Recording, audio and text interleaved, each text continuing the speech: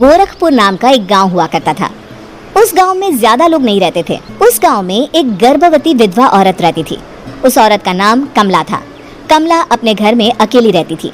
उसके पति की सारी जायदाद उसके नाम हो गई थी, पर सभी गांव वाले उस औरत को मनहूस औरत समझा करते थे और सभी उससे नफरत किया करते थे। एक बार कमला राशन की दुकान पर खाने का सामान खरीदने जाती है। भैया जी, जरा 1 किलो दाल चावल देना। अरे हाय हाय हाय हाय हाय, अरे मनहूस औरत, मेरी दुकान में अपशुगन करवाने आ गई क्या? है, चल जा यहाँ से, मैं कुछ नहीं देने वाला तुझे। भाग यहाँ से, चल जा, निकल। भैया जी, ऐसा मत कहिए, मैं गर्भवती हूँ, मुझे खाने की बहुत जरूरत है, मुझे खाना दे दीजिए। दुकानदार कमला को वहाँ से धक्के मारकर भगा देता है। तभी कमला रोते रोते उस गांव के किन्नरों के इलाके में आ जाती है। गांव वाले किन्नरों को उसी इलाके में रखा करते थे, क्योंकि वो लोग किन्नरों को पसंद नहीं करते थे और उनके इलाके में रहने से मना करते थे। तो किन्नरों ने उसी गांव में अपना एक इलाका बना लिया था। जब किन्नर लोग देखते हैं कि एक गर्भवती महिला रोते रोते उनके इलाके में आ गई है, तो सारे किन्नर कमला के पास जाकर उसका हाल पूछने लगते हैं। क्या हुआ बहन, तुम्हारी गर्भवती अवस्था में इतनी बुरी हालत कैसे है? तुम रो क्यों रही हो? तुम डरो मत, हम तुम्हें कोई नुकसान नहीं पहुंचाएंगे। तुम शांत होकर सब बताओ कि हुआ क्या है। मैं कमला हूँ, मैं गांव के दूसरे इलाके से आई हूँ। 2 महीने पहले ही मेरे पति की मौत हुई है। मुझे गांव के लोग मनहूस मानते हैं, क्योंकि मैं विधवा हूँ और गर्भवती भी। वहाँ के लोग मुझे खाने के लिए कुछ बेचने के लिए भी तैयार नहीं, जिससे मेरा गुजारा नहीं हो रहा था। कोई बात नहीं कमला, हम तुम्हारा ख्याल रखेंगे। किन्नर लोग कमला को एक खाली घर में रहने के लिए जगह दे देते हैं और उसकी देखभाल भी करते हैं। कुछ ही महीने बाद कमला अपने बच्चे को जन्म देती है, पर अफसोस, कमला बच्चे को जन्म देते ही अपनी जान गंवा देती है। जब सब किन्नर बच्चे को देखते हैं तो बहुत खुश हो जाते हैं, क्योंकि वो बच्चा भी किन्नर ही था। कमला ने एक किन्नर बच्चे को जन्म दिया था। अब इस बच्चे की देखभाल कौन करेगा? हम तो इस बच्चे को गांव के दूसरे इलाके में भी नहीं भेज सकते। और तो क्या हुआ, इस बच्चे की माँ नहीं रही तो हम इसे पालेंगे। अब ये हमारे इलाके में रहेगा, हमारे साथ रहेगा। फिर वो किन्नर उस किन्नर बच्चे को गोद ले लेते हैं, उसका नामकरण कराते हैं। उस किन्नर बच्चे का नाम शक्ति रखा जाता है। देखते ही देखते शक्ति बड़ी होने लगती है। उसके रंग रूप बहुत सुंदर थे। वो बहुत सुंदर किन्नर दिखती है। एक दिन शक्ति एक किन्नर से पूछती है, माँ जी सुनिए ना, ये गांव के दूसरे इलाके में भी तो लोग रहते हैं, तो हम वहाँ क्यों नहीं जाते? हम उनसे अलग क्यों रहते हैं? शक्ति, क्योंकि वो लोग हमारे जैसे नहीं, वो लोग हमें पसंद नहीं करते, इसीलिए हम उनसे अलग रहते हैं। क्यों? वो हमें क्यों पसंद नहीं करते? मुझे एक बार उस इलाके में जाना है, मैं एक बार वहाँ जाकर घूम कर आऊँ। शक्ति, खबरदार, जो तो उस इलाके में कभी भी गई तो अपनी जान नहीं गंवाना चाहती तो उस इलाके में कभी कदम भी नहीं रखेगी, समझी?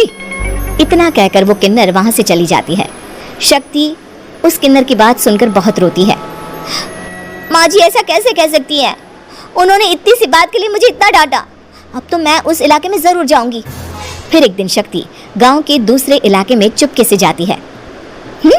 ये लोग तो हमारे जैसे ही इंसान हैं, तो ये हमसे नफरत क्यों करते हैं?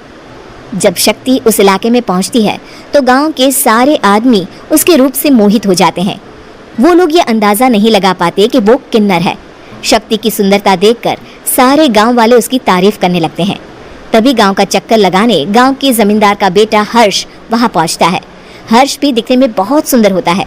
जब हर्ष ने शक्ति को देखा तो वो भी उससे मोहित हो गया, और जब शक्ति की नजर हर्ष पर पड़ी तो वो हर्ष को देखकर मोहित हो गई। आपको पहले कभी इस गांव में देखा नहीं। इस गांव में आप नए हैं क्या? जी नहीं, वो मैं बस। तभी शक्ति बोलते बोलते रुक जाती है और मन में सोचने लगती है, अगर मैंने इनको बता दिया कि मैं दूसरे इलाके से आई हूँ तो वो समझ जाएंगे कि मैं किन्नर हूँ, इसलिए मुझे इनसे झूठ ही बोलना पड़ेगा। शक्ति हर्ष को कहती है, जी हाँ, मैं इस गांव में नई आई हूँ, यहाँ अकेली रहती हूँ। वैसे आप कौन है?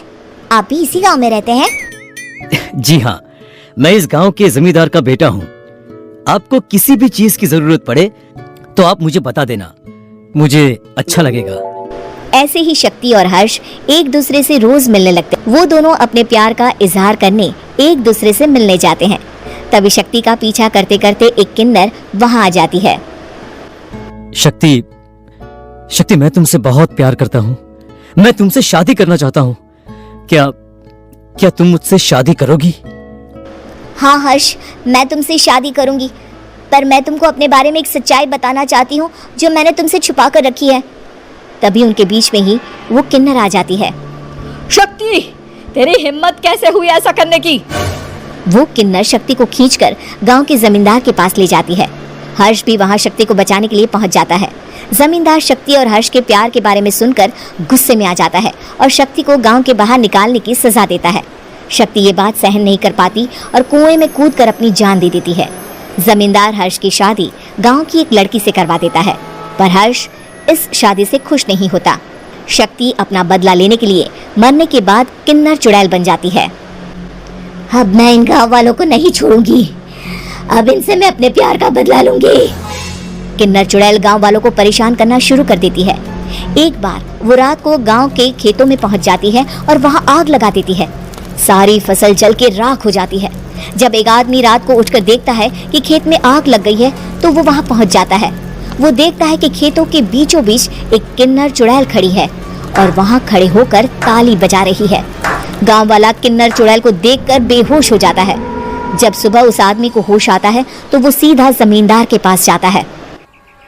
अरे जमींदार साहब, अरे वो किन्नर चुड़ैल ने मेरी सारी फसल जला दी। अब मैं क्या करूंगा, क्या होगा मेरा? जमींदार चुड़ैल किन्नर का नाम सुनते ही सब कुछ समझ जाता है। अब वो बहुत डर जाता है। उसी रात को जब जमींदार डर के मारे अपने कमरे में सो नहीं पाता, तभी वहां अचानक से किन्नर चुड़ैल आ जाती है। किन्नर चुड़ैल जोर जोर से जमींदार के आगे खड़ी होकर हंसने लगती है और ताली बजाने लगती है। जमींदार उस डरावनी किन्नर चुड़ैल को देखकर बहुत डर जाता है। तूने मेरे साथ बहुत बुरा किया, अब मैं तुझे जान से मार दूंगी। नहीं नहीं नहीं नहीं, नहीं। मुझे माफ कर दो, मुझे मत मारो। मैं कभी ऐसा दोबारा नहीं करूंगा। अब तुम जो बोलोगी वही मैं करूंगा। ठीक है, मैं चाहती हूँ कि किन्नर इलाका गांव के इलाके से जुड़े और गांव का कोई भी आदमी किन्नर समाज से द्वेष ना करे, उससे नफरत ना करे, नहीं तो मैं सारे गांव को मार दूंगी।